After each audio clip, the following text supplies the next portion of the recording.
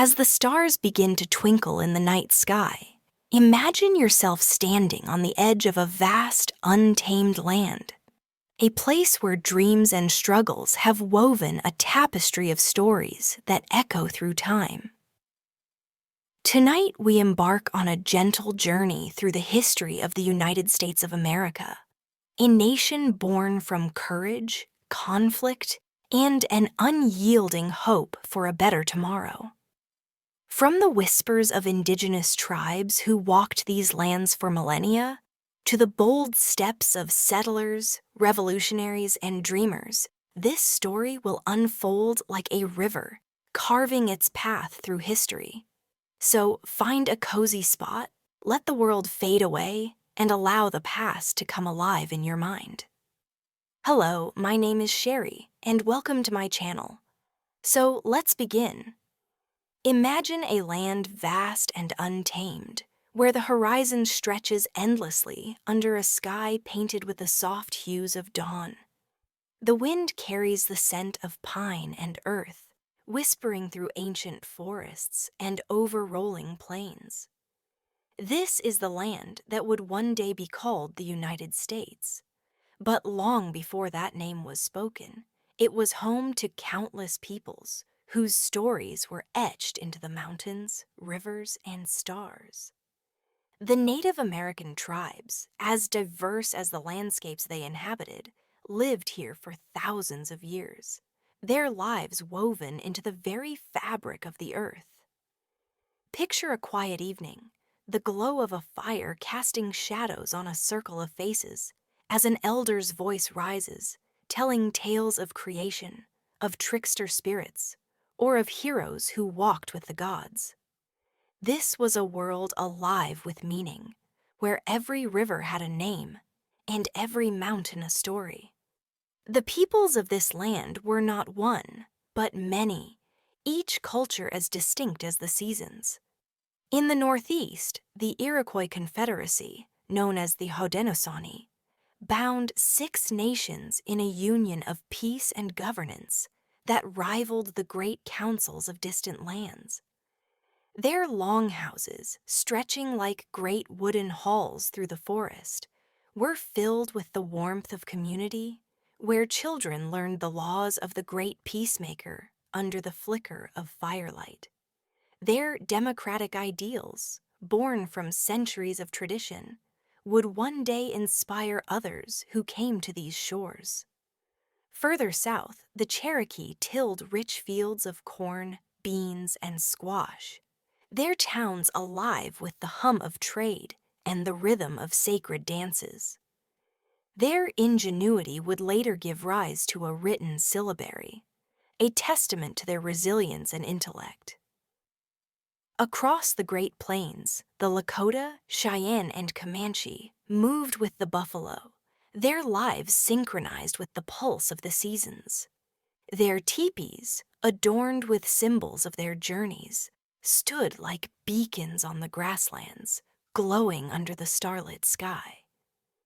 These were not mere shelters, but homes filled with stories, where families gathered to share tales of hunts and visions.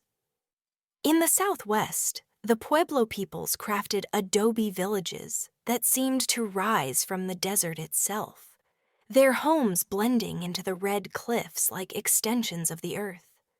The Navajo, nearby, wove blankets that captured the colors of dawn and dusk, each thread a piece of their history. In the Pacific Northwest, the Tlingit and Haida carved towering totem poles, their intricate designs telling of clans, spirits, and ancestors who watched over the land. These tribes were connected by vast trade networks that stretched across the continent. Obsidian from the Rockies found its way to the Gulf Coast, exchanged for shells or feathers. Ideas traveled too, stories, songs, and rituals shared around fires or along riverbanks. The land was their map, its rivers their highways, its forests their cathedrals. Their spiritual beliefs were as varied as their languages. Some spoke of a great spirit who breathed life into the world. others of coyote tricksters or sacred mountains where the divine dwelled. Yet all shared a reverence for the earth, a belief that they were its stewards, not its masters. To walk their paths was to feel the heartbeat of the land, to know that every stone and stream held a story. But life here was not without struggle. Tribes clashed over hunting grounds or sacred sites, their conflicts as complex as any in human history. Droughts could turn fertile valleys into dust, and harsh winters tested the endurance of even the strongest communities. Yet they adapted with remarkable ingenuity. The Anasazi of the Southwest engineered irrigation systems that coaxed gardens from the desert, their stone structures standing as testaments to their skill. In the Mississippi River Valley, the Mississippian culture raised great earthen mounds, like those at Cahokia, which stood like pyramids against the sky. These were not mere hills, but centers of trade, ceremony, and power, drawing thousands to their slopes. Cahokia, at its height, was a city as populous as any in Europe, its plazas alive with the chatter of merchants and the chants of priests. Picture a moment frozen in time. A Cherokee elder teaching a child to read the stars, pointing to constellations that told of their ancestors. Or a Lakota hunter, pausing on a windswept plain to offer thanks to the buffalo, whose sacrifice would feed his people. These were lives of balance, rooted in traditions that had sustained them for generations. The land was not just their home, but their teacher, their provider, their sacred trust. Yet far across the ocean, a new tide was rising. In distant ports, ships were being built, their sails catching the dreams of men who looked west. Explorers, driven by ambition and curiosity, were setting their eyes on a horizon they could not yet see. What would happen when these worlds collided? Would the land, so rich with stories, become a bridge between peoples, or a battleground for their dreams? The answer lies just beyond the horizon, waiting to unfold. As the moon rises over a quiet continent, its silver light falls on a land untouched by the names we now know, America, the United States. But far across the Atlantic, in the flickering candlelight of European ports, a restless energy stirs. The year is the late 15th century, and the old world is alive with whispers of discovery. Men dream of new horizons, of lands rich with gold, spices, and glory. In the taverns of Lisbon and Seville, sailors swap tales of uncharted seas, their voices thick with hope and fear. Picture a weathered map, its edges curling as a captain traces a finger toward the unknown west. This is the age of exploration, a time when ambition and curiosity set sails to cross an ocean, forever changing the story of the land we now call home. The spark of this era was lit long before the first ships touched these shores. In Europe, the Renaissance had awakened minds, filling them with questions about the world beyond their borders. Merchants sought new trade routes to bypass the costly middlemen of the Silk Road. Princes and kings, eager for wealth and power, funded voyages into the abyss. Christopher Columbus, a Genoese mariner with a fire in his eyes, stood before the Spanish court, his voice steady as he spoke of a bold plan: to sail west to reach the riches of Asia. In 1492, with 3 small ships, the Nina, the Pinta, and the Santa Maria, he set out carrying the hopes of a queen and the dreams of a continent.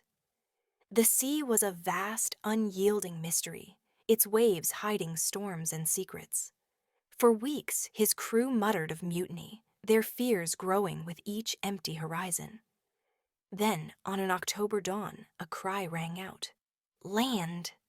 The shores of an island in the Bahamas, which Columbus named San Salvador, shimmered into view. He thought he had found Asia, but he had stumbled upon a new world. Columbus was not the first to reach these lands. Norse explorers, led by Leif Erikson, had touched the northern edges of North America nearly 500 years earlier, their longships landing on the rugged coasts of what is now Newfoundland.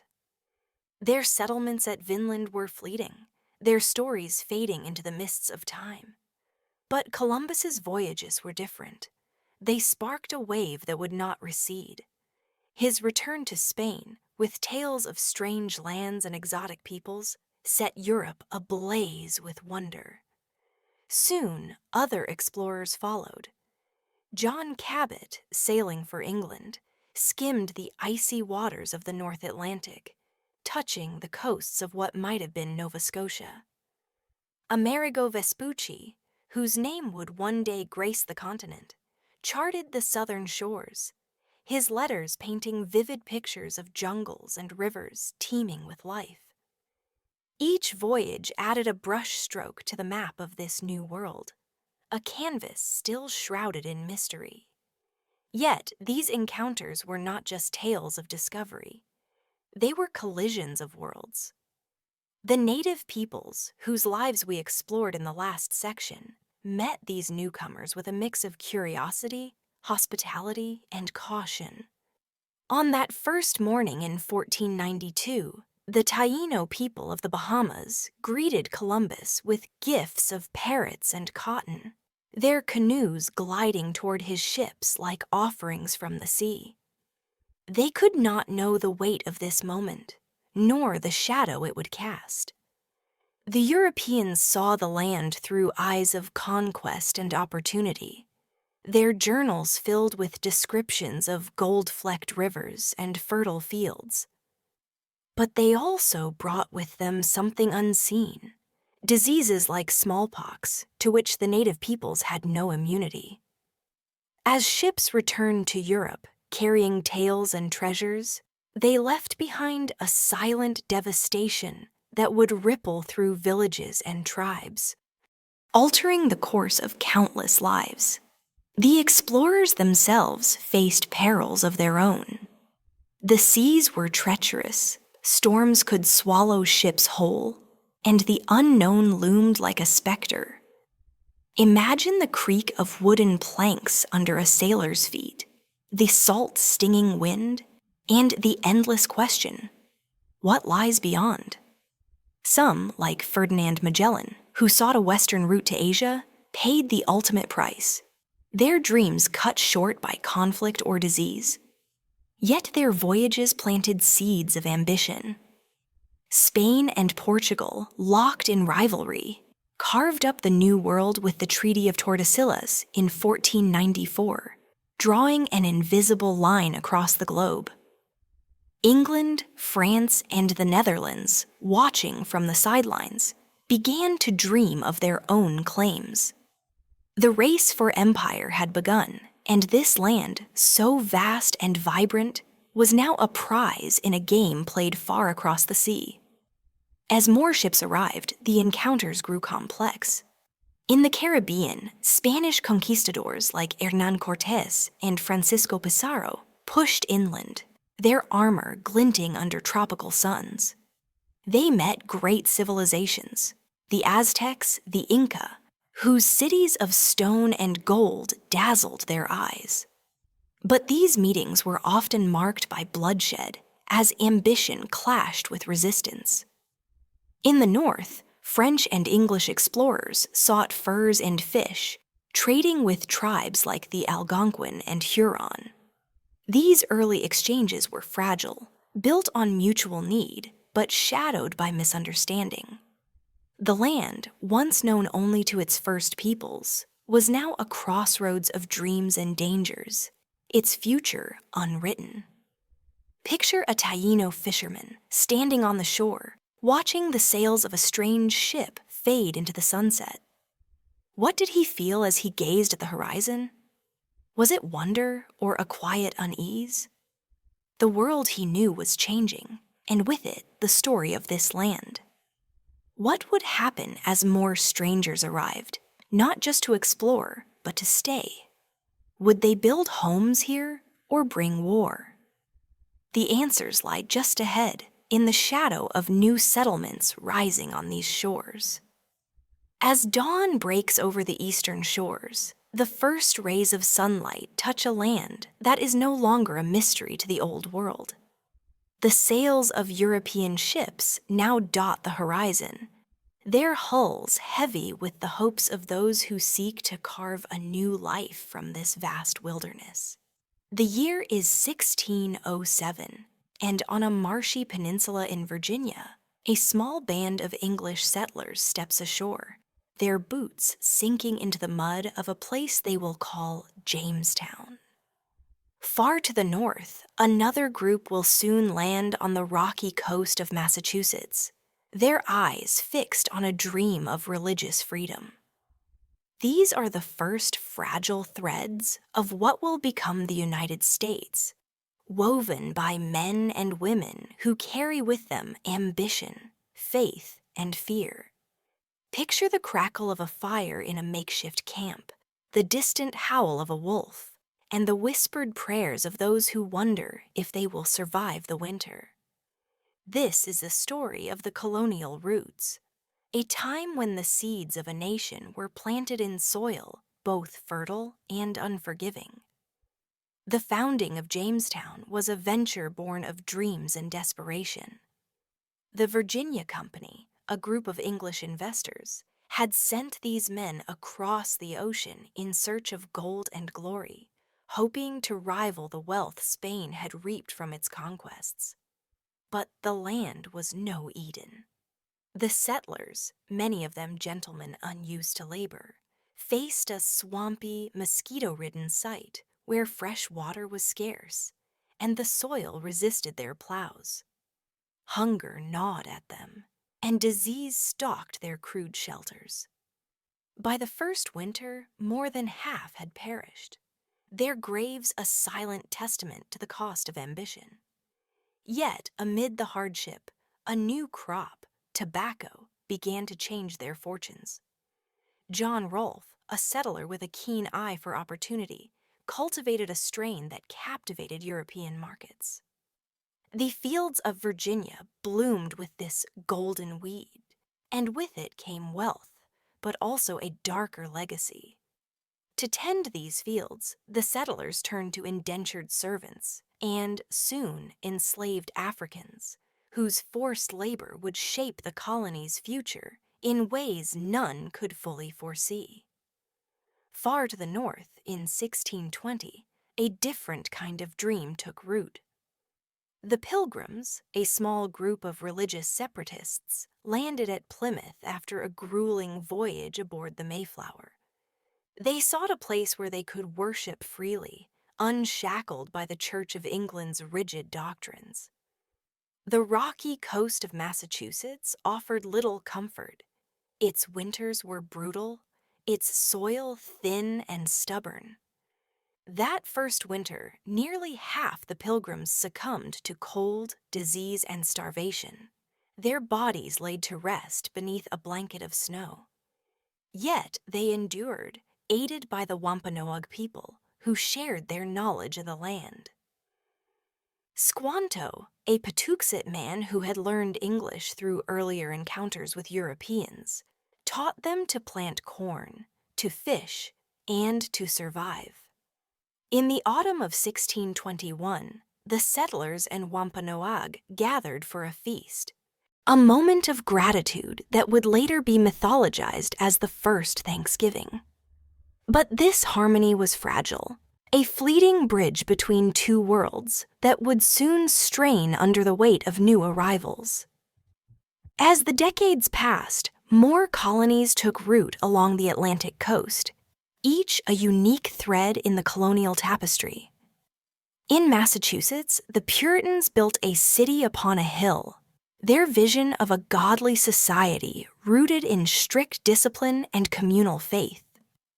Their towns, with neat rows of wooden houses and towering meeting houses, buzzed with the hum of scripture and labor.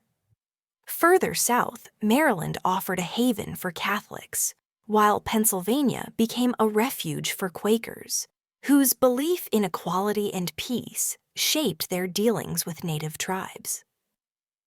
New York, born from Dutch roots as New Amsterdam, pulsed with trade, its harbors alive with ships carrying furs and timber. Each colony bore the imprint of its founders' dreams, yet all shared a common struggle: to tame a land that was both bountiful and unforgiving. The relationship with the native peoples grew ever more complex. In Virginia, tensions with the Powhatan Confederacy erupted into violence as settlers' hunger for land clashed with native claims. The Powhatan Wars left scars on both sides, a cycle of raids and reprisals that dimmed hopes of coexistence. In New England, the Pequot War of 1637 saw Puritan militias and their native allies devastate the Pequot tribe, a brutal prelude to future conflicts. Yet, trade also flourished in places. Furs, corn, and wampum changed hands, binding some tribes and settlers in uneasy alliances. The land itself became a contested space, its forests and rivers no longer solely the domain of those who had walked them for centuries. Life in the colonies was a study in contrasts. In the bustling ports of Boston and Charleston, merchants grew wealthy, their homes filled with fine furniture from London. In the backcountry, families lived in log cabins, their days shaped by the rhythm of planting and harvest. Women spun wool and tended hearths, their labor the backbone of survival, while men cleared fields and built fences under skies that seemed to stretch forever. Children learned to read from hornbooks, their lessons laced with scripture, while enslaved Africans, brought in growing numbers, faced a life of toil and loss, their songs carrying the weight of stolen freedom. The colonies were a mosaic of hope and hardship, faith and fear, where every step forward seemed to come at a cost. By the early 18th century, the colonies were no longer scattered outposts, but thriving societies, their populations swelling with new arrivals, Scots-Irish, Germans, and others seeking opportunity. Towns grew into cities, and roads began to snake through the wilderness, linking communities. Yet beneath this growth, a tension simmered. The colonists, bound to Britain by law and loyalty, began to feel the weight of a distant crown. Taxes, regulations, and the presence of red-coated soldiers stirred whispers of discontent. In the taverns and meeting houses, voices grew bolder, questioning why a king an ocean away should dictate their fate. Picture a farmer in Virginia, standing at the edge of his tobacco field, gazing at a ship sailing up the James River. What does he see in its sails? Opportunity or the shadow of control? The colonies, once fragile seedlings, are now taking root, but their future is uncertain. Will they grow together or fracture under the strain of their differences? The answer lies just ahead, in the sparks of rebellion that are beginning to glow. As twilight settles over the colonies, the flicker of candlelight spills from the windows of taverns and homes, where voices murmur with a new kind of energy. The year is 1763, and the Atlantic coast is no longer a scattering of outposts, but a chain of bustling communities. From the cobbled streets of Boston to the sunlit fields of Virginia, the colonies have grown strong, their people bound by shared struggles and dreams, yet tethered to a distant crown. But beneath the surface, a quiet unrest stirs. The air carries whispers of defiance, of questions that grow louder with each passing day. Picture a printer's shop, its press clanking as pamphlets are born, each page a spark in a gathering storm. This is the story of the seeds of revolution, when a people began to imagine a future free from the shadow of a king. The roots of this unrest were planted in victory. The French and Indian War, which ended in 1763, had seen Britain triumph over France, securing vast territories in North America.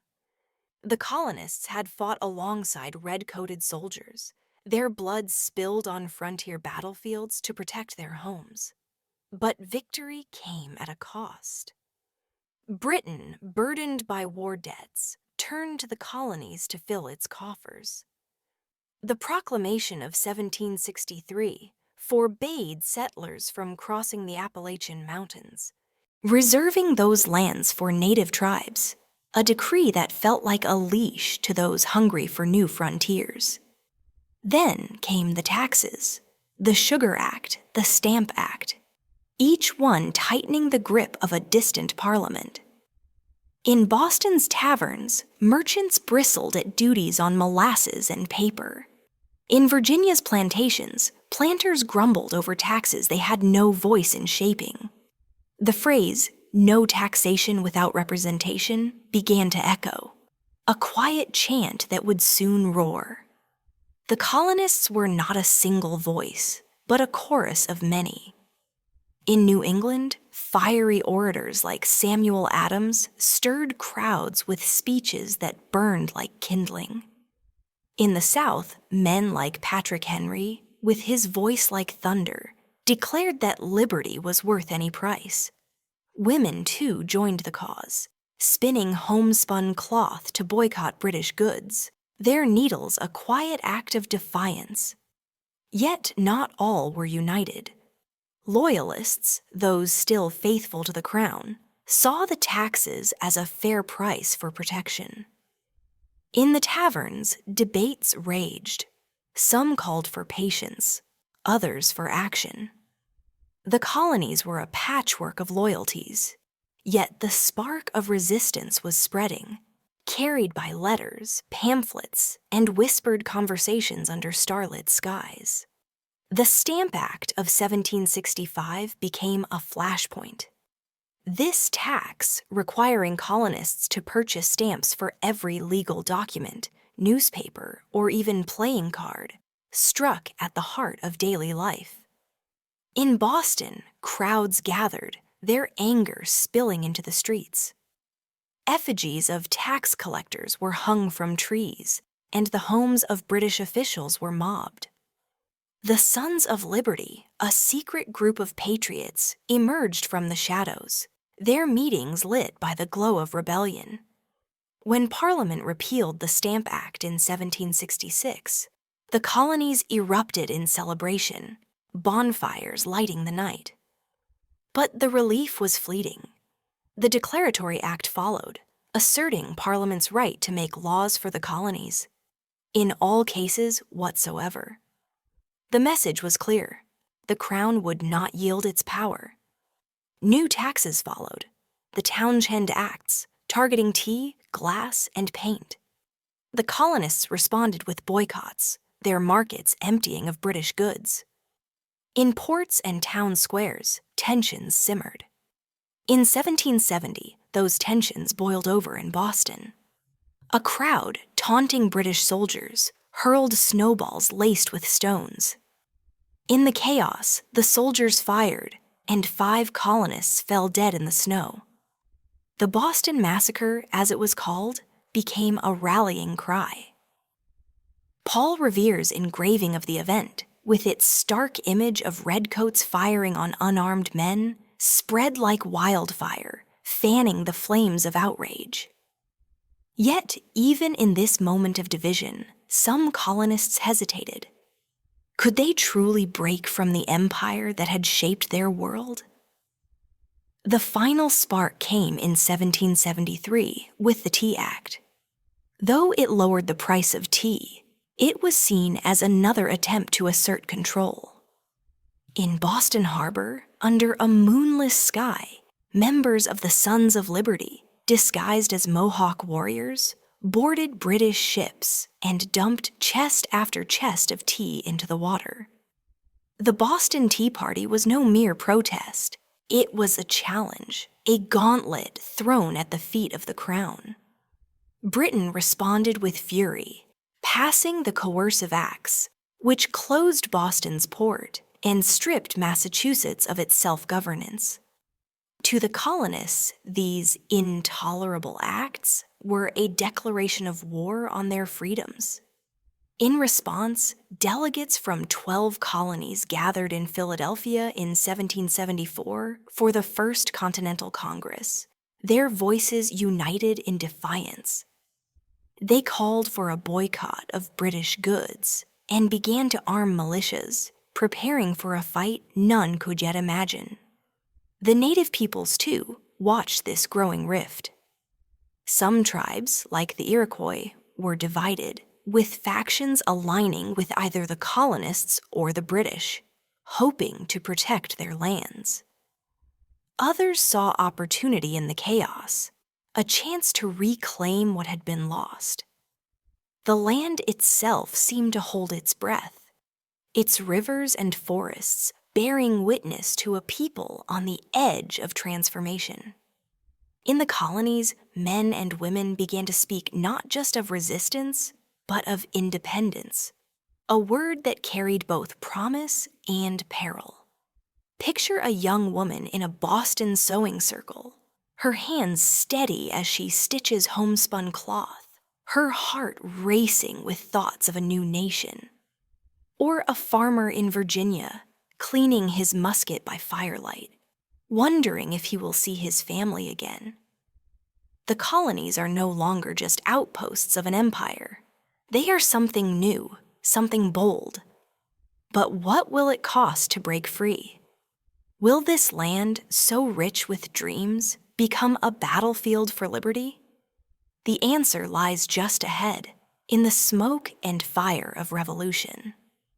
As the first light of dawn creeps over the hills of Massachusetts, the air is thick with the scent of dew and gunpowder. It is April 19th, 1775, and in the small towns of Lexington and Concord, farmers and shopkeepers stand shoulder to shoulder, their muskets gripped tightly, their breath visible in the cool morning air. The colonies, once bound by loyalty to a distant king, now teeter on the edge of rebellion. The spark ignited by the Boston Tea Party and the intolerable acts has grown into a flame, and today it will blaze into war. Picture the quiet of a village green, shattered by the tramp of British boots and the sharp crack of gunfire. This is the story of the Revolutionary War, a struggle that would test the resolve of a people and forge a nation in the crucible of sacrifice and hope. The first shots rang out in Lexington, where a small band of Minutemen faced a column of British redcoats sent to seize colonial weapons. No one knows who fired first, but when the smoke cleared, 8 colonists lay dead or wounded. The British marched on to Concord, but the countryside was waking. Bells tolled, drums beat, and militiamen poured from their homes, their footsteps echoing with purpose. At Concord's North Bridge, they stood their ground, forcing the British to retreat. Word of the clash spread like wildfire, carried by riders like Paul Revere, whose midnight gallop had warned the towns of the soldiers' approach. These shots heard round the world were more than a skirmish. They were a declaration that the colonies would fight for their freedom. The war that followed was no grand parade of armies, but a grueling test of endurance. The Continental Congress, meeting again in Philadelphia, named George Washington, a Virginia planter with a steady gaze and a soldier's heart, to lead the newly formed Continental Army. Washington was no stranger to war, having fought in the French and Indian War, but this was different. His army was a ragtag band of farmers, blacksmiths, and merchants, poorly equipped and barely trained. They faced the might of the British Empire, with its disciplined soldiers and vast navy. Yet Washington saw something in these men, a fire that could not be quenched. In Boston, they laid siege to British forces, forcing them to abandon the city by 1776. The victory was a spark of hope, but the road ahead was long. In the summer of 1776, the colonies took a bolder step. In Philadelphia's State House, delegates gathered to debate a radical idea: independence. Thomas Jefferson, a young Virginian with a poet's pen, drafted a document that would echo through history. On July 4th, the Declaration of Independence was adopted, its words ringing with defiance. We hold these truths to be self-evident, that all men are created equal. The Declaration was a beacon, but also a gamble. To the British, these men were now traitors, and the penalty for treason was death.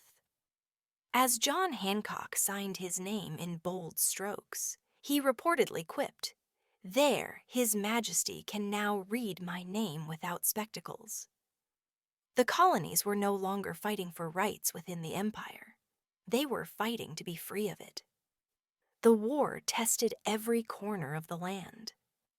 In New York, the British dealt crushing blows, driving Washington's army across the icy Delaware River in the bitter winter of 1776. Yet, on Christmas night, Washington struck back, crossing S's River in a daring raid to capture a Hessian garrison at Trenton. The victory, though small, rekindled hope. The war stretched on, from the forests of Saratoga, where a colonial victory in 1777 convinced France to join the fight, to the swamps of the South, where guerrilla fighters harried British troops. The French alliance brought ships, soldiers, and gold tipping the scales. Yet for every triumph, there was loss. Soldiers marched barefoot through snow, their rations thin, their families left to fend for themselves. Women like Abigail Adams managed farms and raised children alone, their letters to their husbands filled with both love and resolve. The native peoples, too, were drawn into the conflict. The Iroquois Confederacy split, with some nations siding with the British, others with the colonists, each hoping to protect their lands. The war brought devastation to their villages, as both sides burned crops and homes in their path. Enslaved Africans faced their own crossroads. The British promised freedom to those who fought for them, and thousands fled to their lines, only to find uncertain futures. In the colonies, some enslaved men joined the patriot cause, hoping for a liberty that was not yet promised to them. The war was not just a clash of armies, but a tangle of dreams and betrayals, where every choice carried weight. By 1781, the tide was turning. At Yorktown, Virginia, Washington and his French allies cornered General Cornwallis's army. French ships blocked the coast, and colonial cannons roared. After weeks of siege, Cornwallis surrendered, his soldiers laying down their arms as a band played "The World Turned Upside Down." The victory was not the end. The war dragged on for 2 more years, but it was a turning point. In 1783, the Treaty of Paris was signed, recognizing the United States as a free nation, its borders stretching from the Atlantic to the Mississippi. As the smoke cleared, the land bore the scars of war: burned fields, empty homes, and lives lost. Yet, in the quiet of a new dawn, there was hope. The colonists, now Americans, had won their freedom. But what would they build with it? A nation, yes, but what kind? The answer was not yet clear, and the path ahead was fraught with questions. Picture a soldier, his musket now at rest, standing on a hill overlooking a land that is his, yet unformed. What dreams will shape this new nation? and what challenges will test its fragile unity. The story is only beginning, and the next chapter waits just beyond the horizon. As the sun rises over a newly independent land, its light falls on fields scarred by war and towns buzzing with cautious hope. It is 1783, and the ink is barely dry on the Treaty of Paris, which has declared the United States a free nation. From the rocky shores of Maine to the pine forests of Georgia, a people stand at a crossroads. They have won their liberty, but what does it mean to be a nation? The air is thick with possibility, but also with uncertainty, as men and women gather in taverns, churches, and town halls to ask a single daunting question. How do we build a republic that will endure? Picture a candlelit room in Philadelphia, where weary delegates pore over pages of ideas, their voices rising and falling in debate. This is the story of a nation finding its footing, a time when dreams of freedom were tested by the weight of reality. The young United States was not a single unified nation, but a fragile coalition of 13 states, each with its own laws, customs, and jealousies. The Articles of Confederation, drafted during the war, bound them together, but loosely, like threads barely holding a quilt. Under the Articles, the national government was weak, with no power to tax, no standing army, and no true authority over the states. In the years after the war, this weakness became a growing pain. Debts from the Revolution piled high, and states printed their own money, turning trade into a tangle of worthless paper. Farmers, burdened by taxes and debt, rose in rebellion. Shays' Rebellion in Massachusetts saw armed men storm courthouses, their pitchforks raised in anger. The uprising was quelled, but it sent a shiver through the land. Without a stronger government, could this nation survive? In 1787, delegates from 12 states gathered in Philadelphia's State House, the same hall where the Declaration of Independence had been born. Their task was to revise the Articles, but ambition and necessity drove them further. Led by figures like James Madison, a quiet Virginian with a mind like a steel trap, they set out to craft a new constitution. The debates were fierce, the room thick with the heat of summer and the weight of ideas. Should power rest with the states or a central government? How could a nation balance the interests of large states like Virginia with smaller ones like Rhode Island? The Virginia Plan called for a strong national government with representation based on population, while the New Jersey Plan demanded equal votes for each state. The compromise, known as the Great Compromise, birthed a Congress with two houses, a House of Representatives for the people and a Senate for the states. It was a delicate balance, forged in hours of argument and ink-stained pages. Other questions cut deeper. The issue of slavery hung over the convention like a shadow.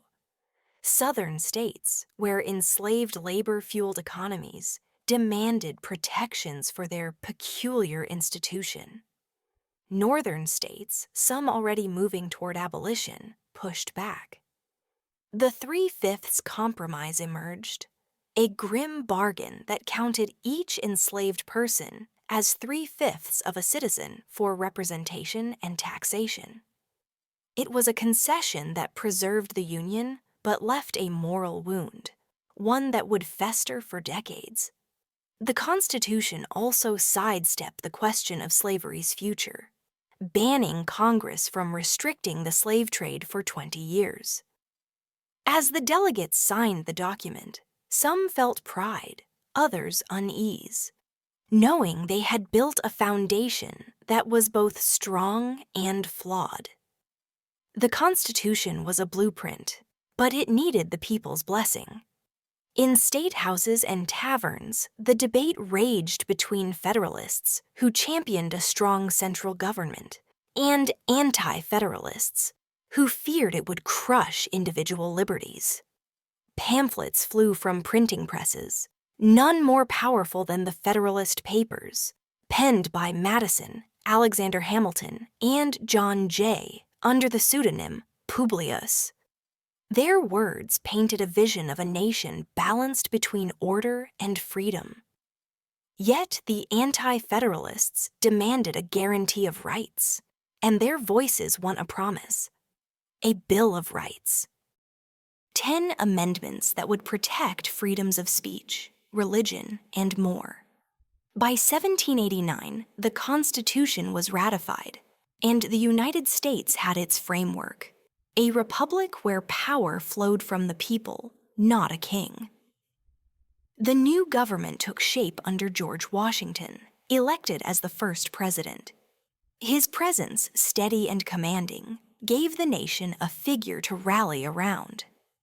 In New York, the first capital, he stood on a balcony and swore an oath to uphold the Constitution, his hand resting on a Bible. The government was a grand experiment, with a cabinet of brilliant minds.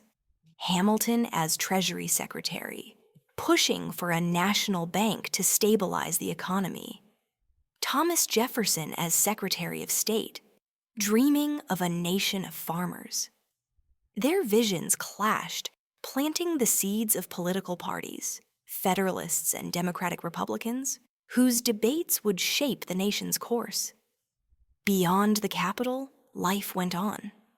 Farmers plowed fields, merchants filled harbors, and families grew, their hopes tied to a land that was now theirs.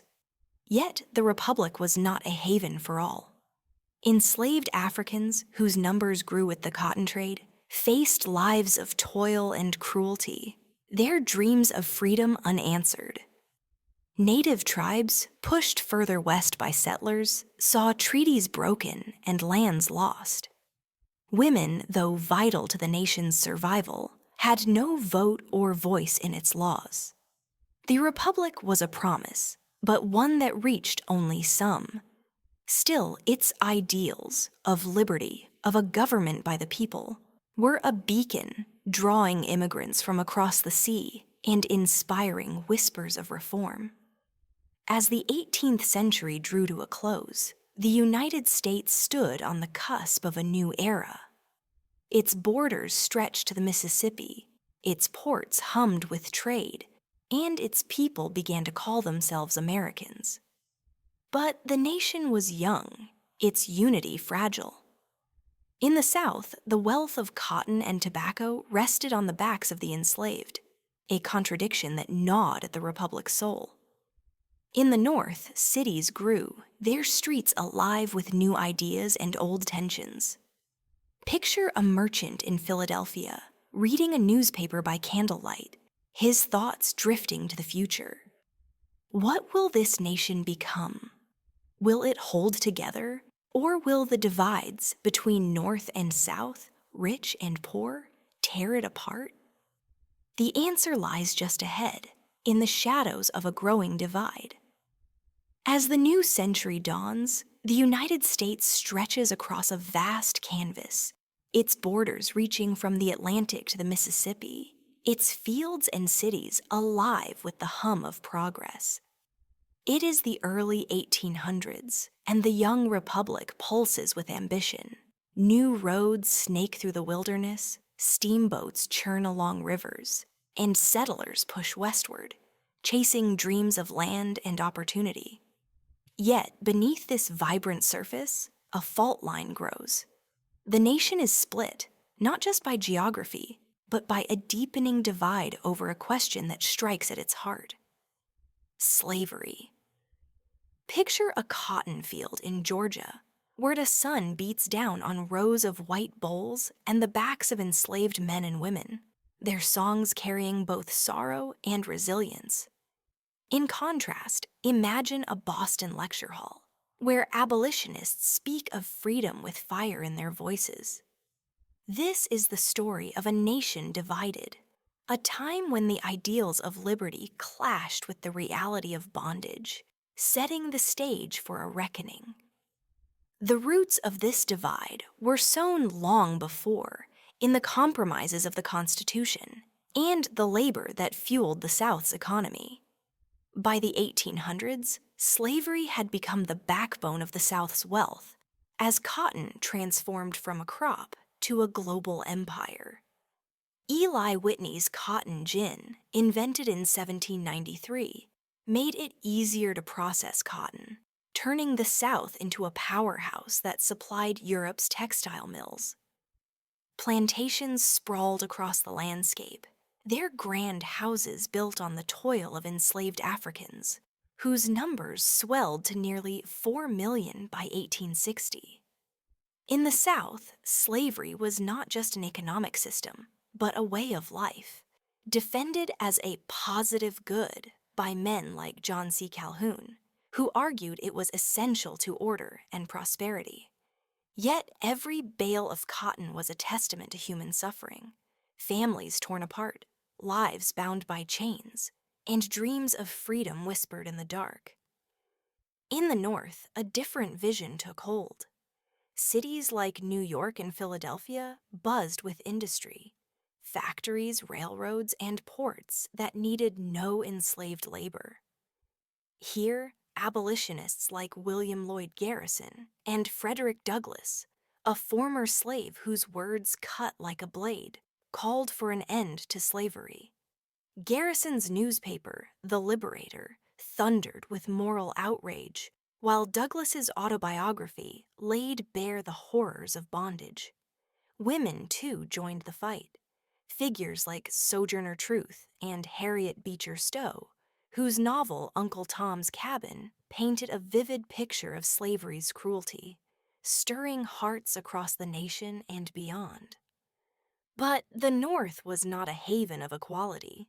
Racism lingered, and many opposed slavery not for moral reasons, but because it competed with free labor.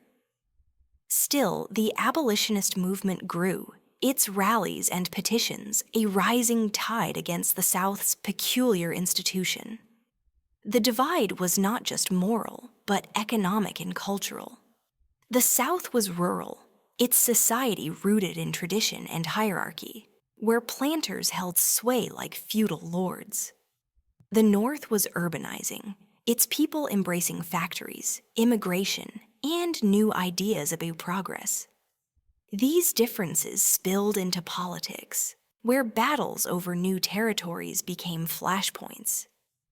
The Missouri Compromise of 1820 tried to keep the balance, admitting Missouri as a slave state and Maine as a free state, while banning slavery in parts of the Louisiana Territory. But the peace was fragile. The Mexican-American War of 1846 to 1848 added vast new lands, and the question loomed: would they be free or slave? The Compromise of 1850, a patchwork of laws, tried to hold the nation together, but it only deepened the rift, with its Fugitive Slave Act forcing Northerners to return escaped slaves, turning neighbors into hunters. By the 1850s, the nation was a tinderbox. In Kansas, pro-slavery and anti-slavery settlers clashed in a bloody prelude known as Bleeding Kansas, where neighbors fought with muskets and torches over the future of the territory.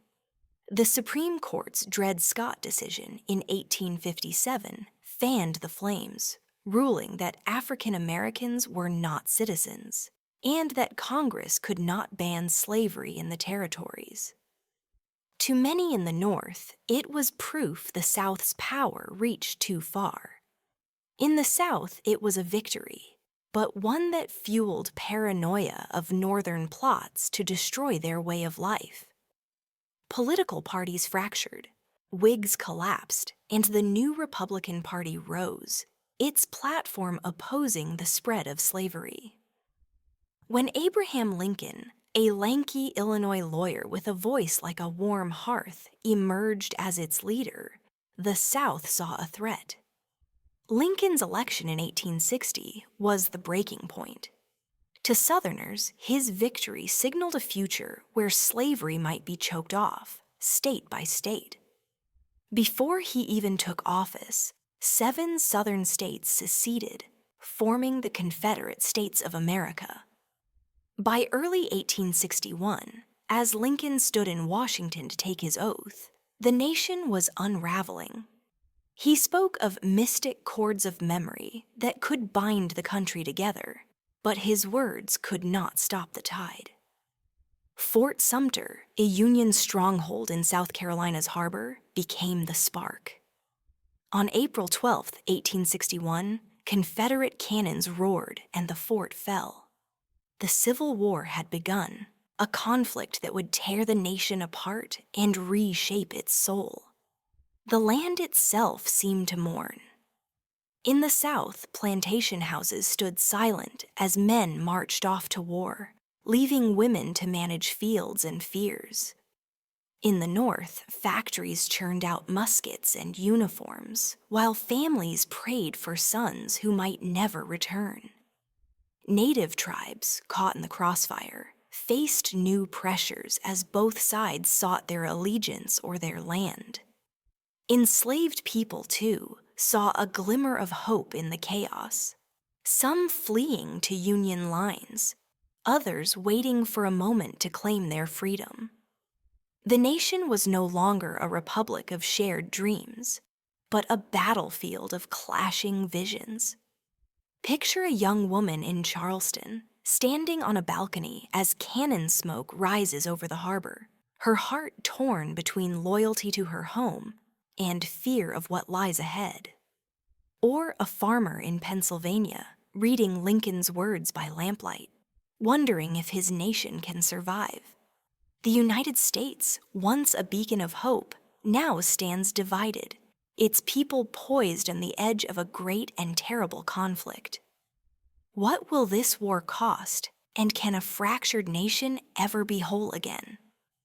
The answers lie just ahead, in the smoke and sorrow of battle.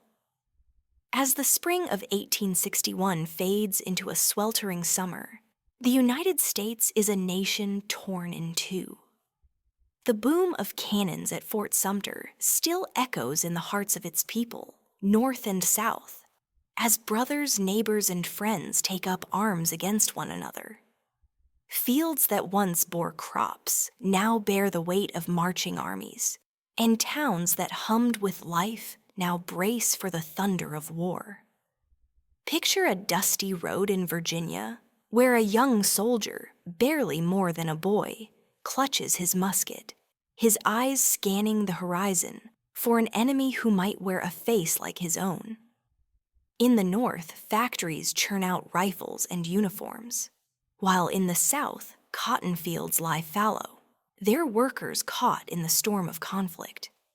This is the story of the Civil War, a crucible of fire and blood that would test the soul of a nation and the fragile steps toward healing that followed.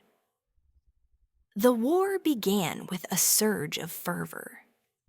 In the North, Abraham Lincoln called for volunteers to preserve the Union, and thousands answered, their cheers ringing through city streets.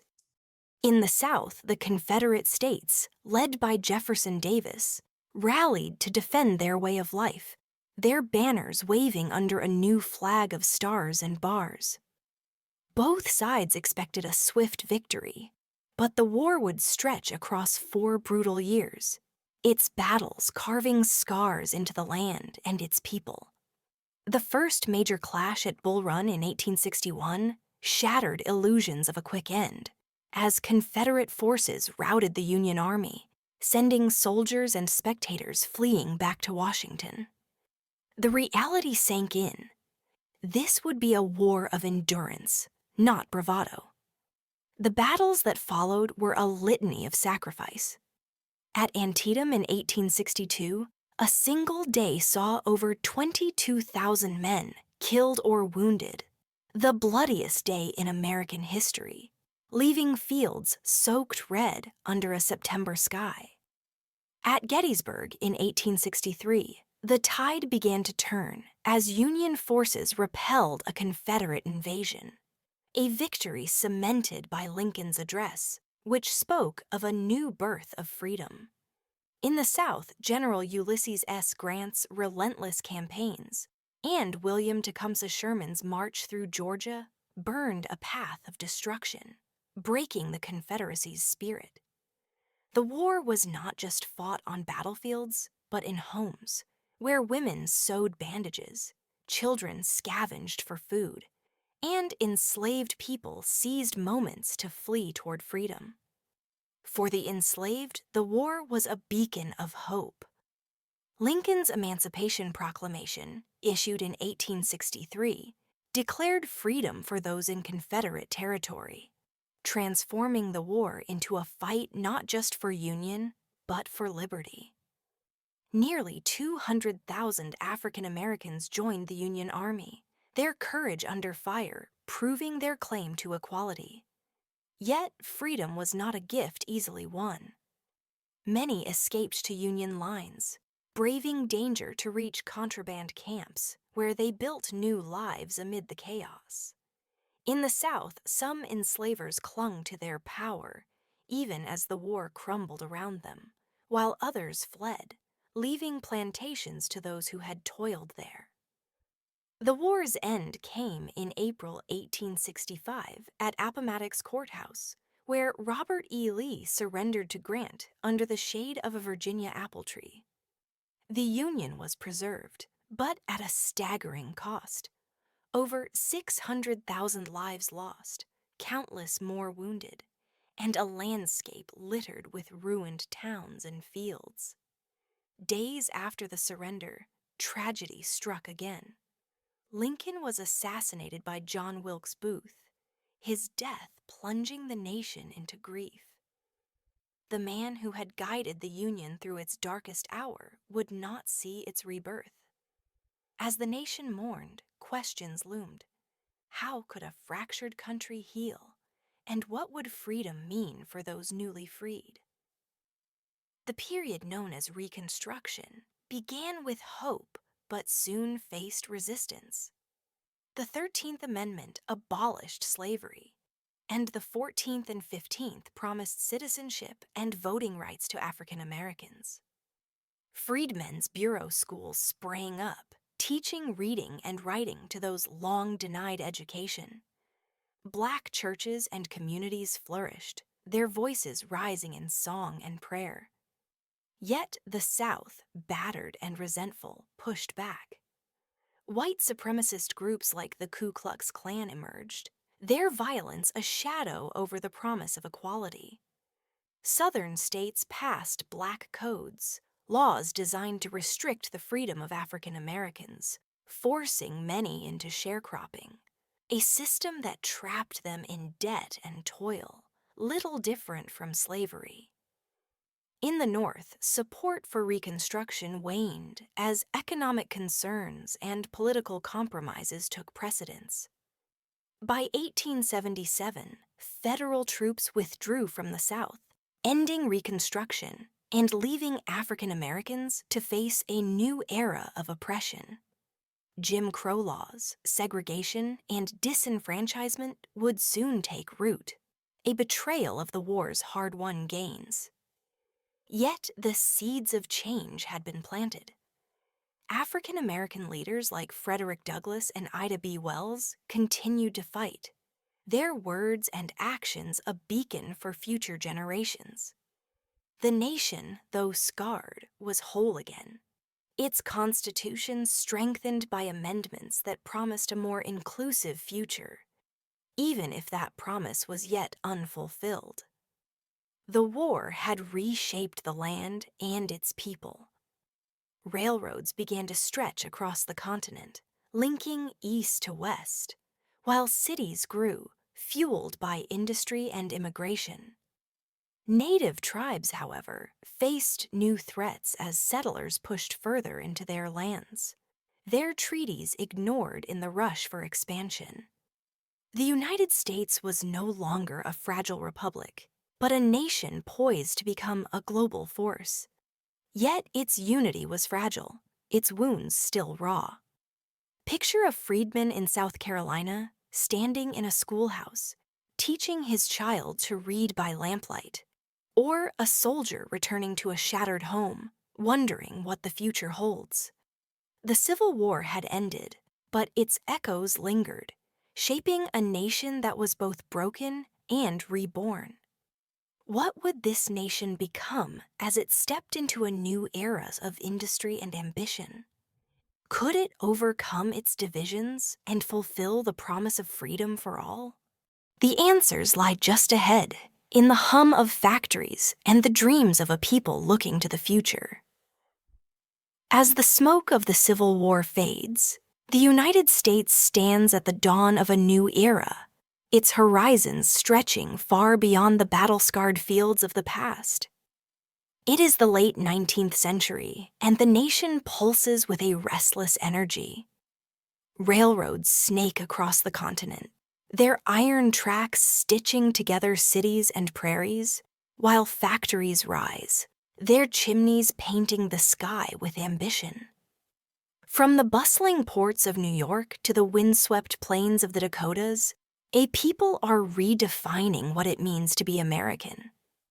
Picture a train whistle piercing the twilight, its sound carrying dreams of progress, wealth, and power.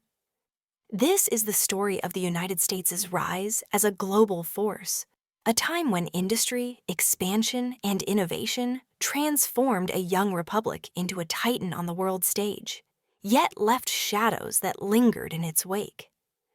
The engine of this transformation was the Industrial Revolution, which swept the nation like a wildfire. In the North, cities swelled with factories that churned out steel, textiles, and machinery. Pittsburgh's furnaces glowed red, forging the steel that would build skyscrapers and bridges, while Chicago's stockyards turned the bounty of the plains into a global meat trade. Inventors like Thomas Edison lit the night with electric bulbs, and Alexander Graham Bell's telephone shrank distances, connecting voices across miles. Railroads, the arteries of this new economy, carried goods and people at speeds once unimaginable.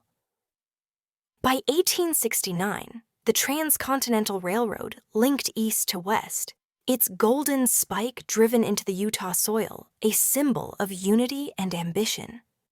Immigrants poured in, Irish, Italians, Germans, and Chinese, drawn by the promise of work, their hands building the nation's future, while their cultures wove new threads into its fabric. This era, often called the Gilded Age, glittered with wealth but hid darker truths. Tycoons like John D. Rockefeller and Andrew Carnegie amassed fortunes in oil and steel, their empires reshaping the economy. Their grand mansions in New York and Newport stood in stark contrast to the crowded tenements where workers toiled for meager wages. Factories were often death traps, with children as young as 10 laboring beside machines that could maim or kill. Strikes erupted. Workers in Chicago's Haymarket Square and Pennsylvania's Homestead steel mills demanded better pay and conditions, only to face violence from private guards and police. The wealth of the few and the struggles of the many laid bare a growing divide, one that echoed the nation's earlier fractures.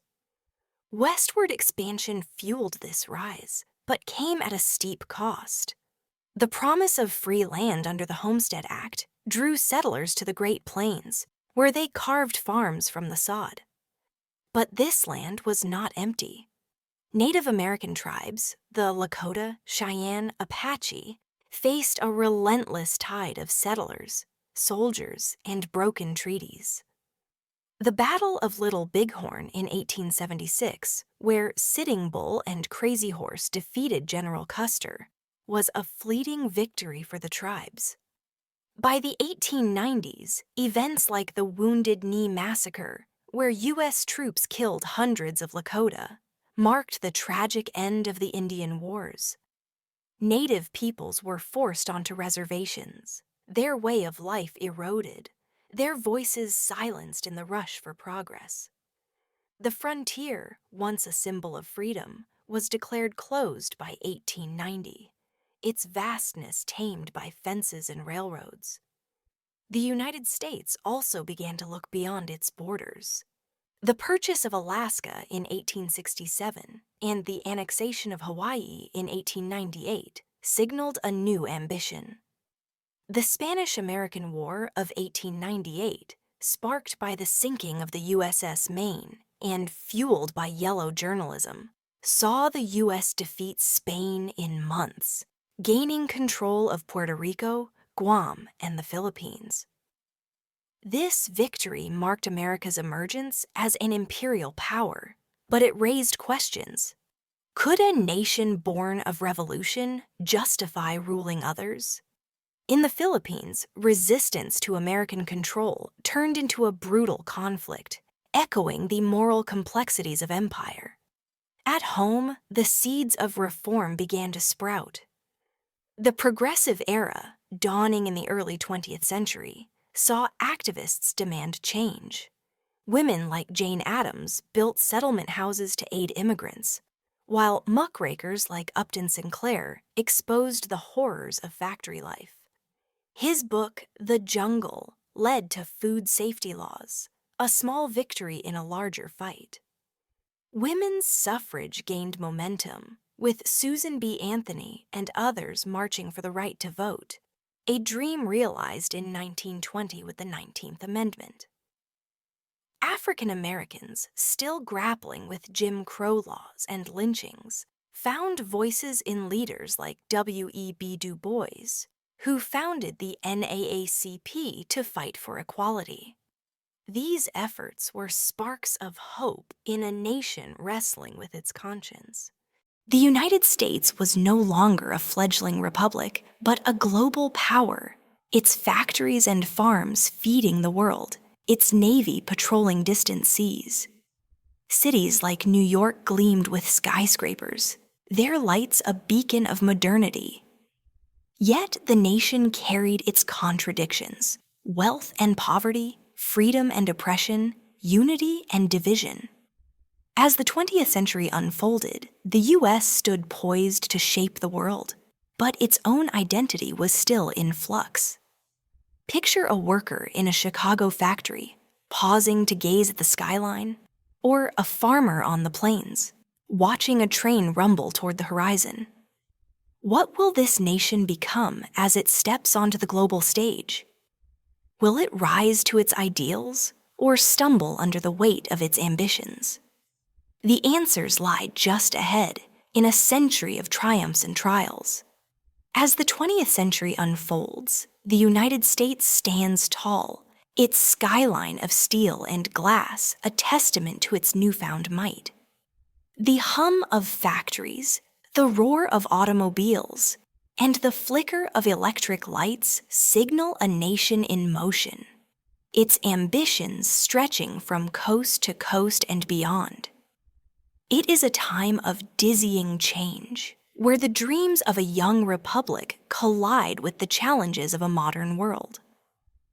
Picture a bustling New York street in the early 1900s, where immigrants step off ships, their eyes wide with hope, or a California airfield where a new machine takes flight, defying gravity itself.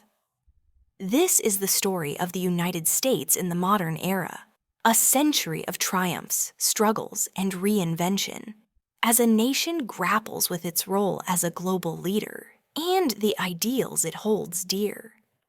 The century began with the United States flexing its industrial muscle, but global conflicts soon tested its resolve.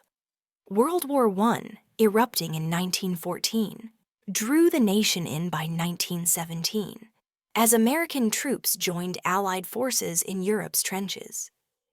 Their arrival tipped the scales, helping end the war, but the cost was heavy. Over 100,000 American lives lost. At home, the war spurred change.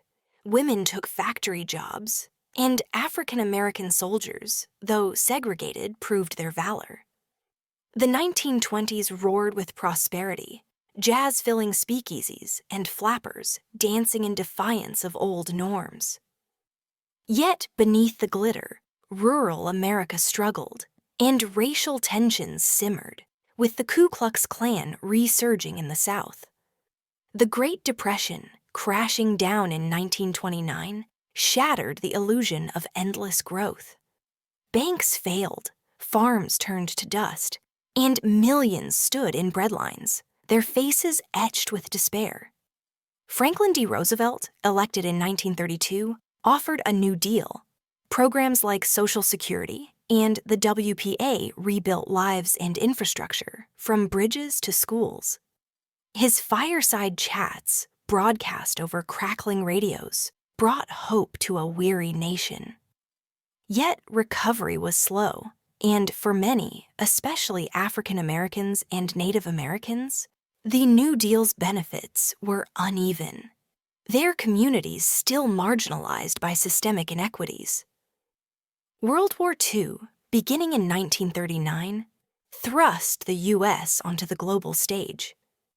The attack on Pearl Harbor in 1941 galvanized the nation, and millions mobilized, soldiers to battlefields, women to factories, and scientists to projects like the Manhattan Project, which birthed the atomic bomb.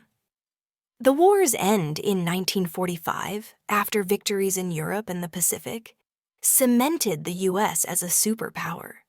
But the atomic bombs dropped on Hiroshima and Nagasaki left a moral weight that lingered.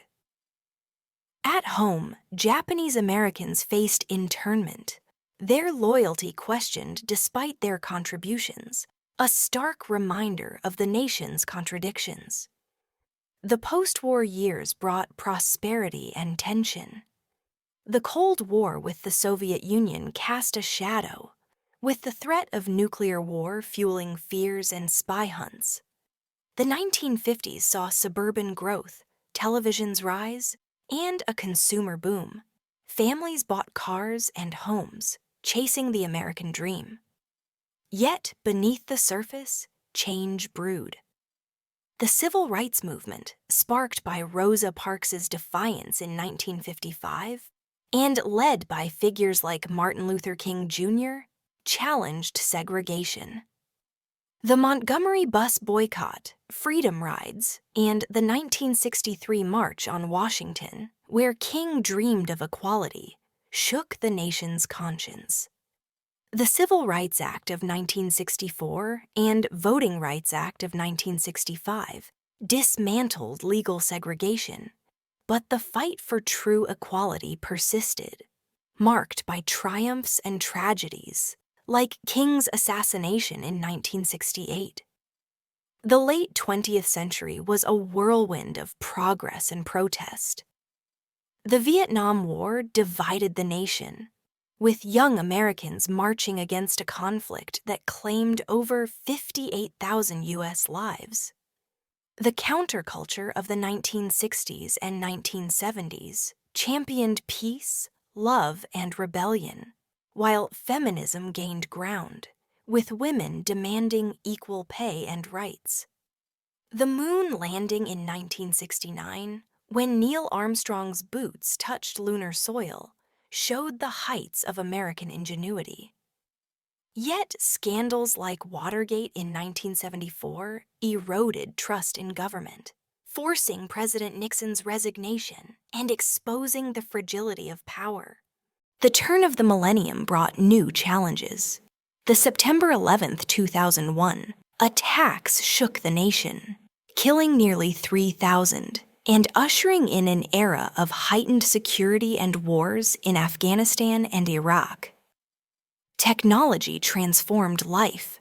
Computers, the internet, and smartphones connected the world, while Silicon Valley became a hub of innovation. Climate change emerged as a pressing concern, with hurricanes and wildfires testing resilience. Social movements grew, from Black Lives Matter to #SignMeToo, demanding justice and accountability. Immigration, too, reshaped the nation, with debates over borders echoing the tensions of a century earlier. By 2025, the United States is a paradox, a nation of dazzling achievements and deep divides. Its economy, science, and culture lead the world. Yet political polarization, economic inequality, and racial tensions persist. The promise of the Declaration of Independence, equality, and liberty remains a guiding star, but one that feels distant for some. Native Americans, still fighting for sovereignty, and marginalized communities continue to seek their place in the American story. The nation faces new questions: how to balance progress with fairness, power with responsibility, and unity with diversity. Picture a family gathered around a table in 2025, their faces lit by the glow of a screen, sharing stories of their ancestors, immigrants, soldiers, dreamers, who built this nation. Or a student in a classroom, reading about the struggles of those who marched for freedom, wondering what battles lie ahead. The United States, born in revolution, forged in war, and shaped by countless voices, stands at a crossroads once more. What will its next chapter hold? Will it rise to meet its ideals, or will new challenges test its resilience? The story is unfinished, its pages waiting to be written by those who call this land home.